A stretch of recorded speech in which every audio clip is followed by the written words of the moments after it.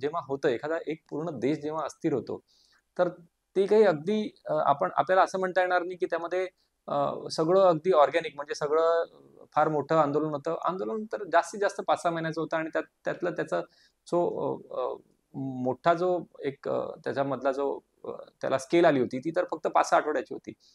तर हे सगळं असं एकदम अचानक कसं व्हायला लागतं आणि त्यानंतर एखादं नावही पुढे येतं, की मोहम्मद युनूस म्हणून एक नोबेल पारितोषिक विजेते आहेत. यांना आपण देशाचं पंतप्रधान केलं पाहिजे. या सगळ्या गोष्टी अशा घडायला लागतात. तर ह्या गोष्टी कुठेतरी ह्या नुसत्या घडत नसतात, तर ह्या घडण्यामागे सुद्धा कोणी ना कोणीतरी काही ना काहीतरी काम करत असतं.